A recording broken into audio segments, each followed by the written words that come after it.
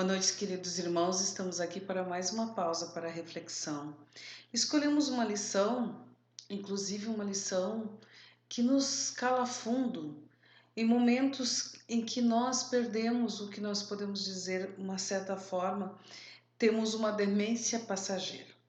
Lá no capítulo 9 do Evangelho, que refere-se ao bem-aventurados os que são brandos e pacíficos, diz o seguinte: o orgulho vos induz a julgar-vos mais do que sois, a não suportardes uma comparação que vos possa rebaixar, a vos considerardes, ao contrário, tão acima dos vossos irmãos, quer em espírito, quer em posição social, quer mesmo em vantagens pessoais, que o menor paralelo vos irrita e aborrece. Que sucede então? Entregai-vos à cólera. Pesquisai a origem desses acessos de demência passageira que vos assemelham ao bruto, fazendo-vos perder o sangue frio e a razão. Pesquisai e quase sempre deparareis com orgulho ferido. Que é o que vos faz repelir coléricos os mais poderosos conselhos, senão o orgulho ferido por uma contradição? Até mesmo as impaciências que se originam de contrariedades, muitas vezes pueris, decorrem da importância que cada um liga à sua personalidade, diante da qual entende que todos se devem dobrar. Em seu frenesi, o homem colérico a tudo se atira, à natureza bruta, aos objetos inanimados, quebrando-os porque não lhe obedecem. Ah, se nesses momentos pudesse ele observar-se a sangue frio, ou teria medo de si próprio, ou bem ridículo se acharia. Imagine ele por aí que a impressão produzirá nos outros, quando não fosse pelo respeito que deve a si mesmo, cumprir-lhe esforçar-se por vencer o pendor que o torna objeto de piedade. Se ponderasse que a cólera nada remedeia, que lhe altera a saúde e compromete até a vida, reconheceria ser ele próprio a sua primeira vítima. Outra consideração, sobretudo, deverá contê-lo, a de que torna infelizes todos os que o cercam. Se tem coração, não lhe será motivo de remorso fazer que sofram os entes a quem mais ama? E que pesar mortal se, num acesso de fúria, praticasse um ato que houvesse de deplorar toda a sua vida? Em suma, a cólera não exclui certas qualidades do coração, mas impede se faça muito bem e pode levar à prática de muito mal. Isto deve bastar para induzir o homem a esforçar-se pela dominar. O espírito, ademais, é concitado a isso por outro motivo, o de que a cólera é contrária à caridade e à humildade cristãs. Essa mensagem que está no Evangelho, antecedida por outra mensagem também importante sobre o tema, nos lembra desses momentos, como diz ali, de demência passageira, quando perdemos o tino, praticamente, e tomamos atitudes que acabam sendo atitudes perniciosas para nós. E também quando nós estendemos isso a quem está em nossa companhia, fazemos com que os outros indivíduos também sofram. O motivo, como diz ali, parte do fato de que ainda somos indivíduos orgulhosos, ainda não conquistamos esta sábia virtude chamada humildade, que faz com que nós possamos compreender o quanto é importante nós termos um padrão de medidas onde nós consideramos alguns fatores importantes. Primeiro, é preciso que realmente todos os indivíduos obedeçam à nossa vontade, as coisas obedeçam apenas aquilo que desejamos. Se o que desejamos não for respondido, nós temos o direito de sermos agressivos, de sermos coléricos. Todos nós já passamos por momentos complexos neste campo onde nós não conseguimos distinguir qual é o momento de parar, qual o momento de ponderar e de que forma alterar esse conteúdo, essa maneira de estarmos lidando com uma situação complexa. Ainda esse espírito protetor ainda nos diz o seguinte: se além de não nos ajudar, quer dizer, nada remedia, nada resolve, nada vai melhorar por isso, ainda compromete nossa saúde, o que é verdade. É dali daquele evento colérico que muitas vezes nós podemos ter alterações gravíssimas no nosso campo físico. Aquela agressão que nós fazemos aos objetos e que a gente costuma dizer que coloquei para fora, é muito inverso do que nós pensamos. Quando a gente diz coloquei para fora e resolvi. Não é verdade. As ações estão dentro de nossas perspectivas de pensamento. Alguns dias atrás nós fizemos uma pausa para reflexão, onde nós falamos sobre a situação de nós sermos co-criadores, de através do pensamento nós temos condições de criar. E dentro daquela pausa, nós trouxemos esta reflexão justamente para a gente entender o quanto nós somos responsáveis pelo que pensamos. E aquilo que pensamos, construímos. Se naquele ato colérico nós jogamos, nós fizemos alguma coisa com um objeto ou com uma pessoa, na verdade nós acabamos criando uma situação que também nos atinge. Existem dois campos nessa história da cólera que é importante a gente analisar. Um irmão chamado Gerson Monteiro publicou uns anos atrás um texto chamado O Grito de Cólera é um Raio Mortífero.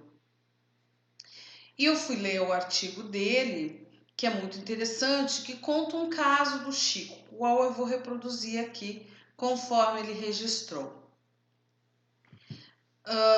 Segundo o benfeitor André Luiz, a cólera, um grito de cólera muitas vezes tem a força de um punhal.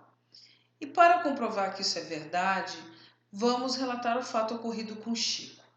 Muita gente aglomerava-se em torno de Chico e, como ele sempre fazia, abraçava um, dirigia a palavra a outro, quando se aproximou dele uma jovem senhora, reclamando de forte dor de cabeça.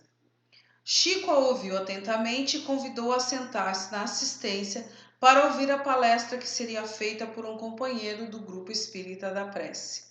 Depois da meia-noite, terminada a reunião, a senhora que reclamara da dor de cabeça achegou-se ao médium com a fisionomia radiante e feliz, informando que a dor de cabeça cessara nos primeiros minutos da palestra. Chico sorriu docemente, despediu-se dela com carinho e um instante depois explicou o porquê da dor de cabeça e como ela foi socorrida. Ele disse então que Emmanuel esclareceu que a senhora teve em casa uma discussão muito forte com o marido, chegando quase a ser agredida fisicamente. O marido desejou lhe dar uma bofetada e não o fez por recato natural. Contudo, agrediu-a vibracionalmente, provocando uma concentração de fluidos deletérios que lhe invadiram o aparelho auditivo, causando a dor de cabeça. Porém, ao começar a palestra, Bezerra de Menezes colocou a mão sobre a cabeça da senhora e nessa hora Chico viu sair de dentro do ouvido uma espécie de cordão fluídico escuro que produzia a dor. Eu estava psicografando de Chico, mas orientado por Emmanuel pude acompanhar o fenômeno. Neio Lúcio também, pelo médio, diz que o grito de cólera é um raio mortífero que penetra o círculo de pessoas em que foi pronunciado e aí se demora indefinidamente, provocando moléstias, dificuldades e desgostos. E aí a gente pode fazer uma correlação com o nosso dia a dia. Por que escolhi também esse tema? Porque estamos vivendo momentos muito tensos, queridos irmãos. Tensos onde nós precisamos focar na solução. Qual é a solução de um momento tenso? Pacificar. E ao contrário disso, temos visto e observado irmãos encolerizarem-se, terem episódios de cólera, de raiva dentro dos seus lares, dentro dos seus trabalhos, das suas tarefas, dentro das comunicações via internet, porque não temos este momento de compreender que aquela palavra, aquele gesto que nós despendemos com cólera, atinge muito mais do que imaginamos. Assim como essa senhora ficou com efeito físico, imaginemos se ela não tivesse conseguido ir até lá. Ficaria em seu lar, essa dor de cabeça ampliando os seus efeitos, fazendo com que ela tivesse outros problemas decorrentes. E quantas vezes nós fazemos isso no nosso lar e fazemos com que várias moléstias e dificuldades e desgostos vão se acumulando, porque somos aqueles que lançamos um raio mortífero. E esse raio mortífero, exatamente como Neil Lúcio descreve, um raio mortífero, um raio que traz essa ascendência de morte e de dor em torno de nós.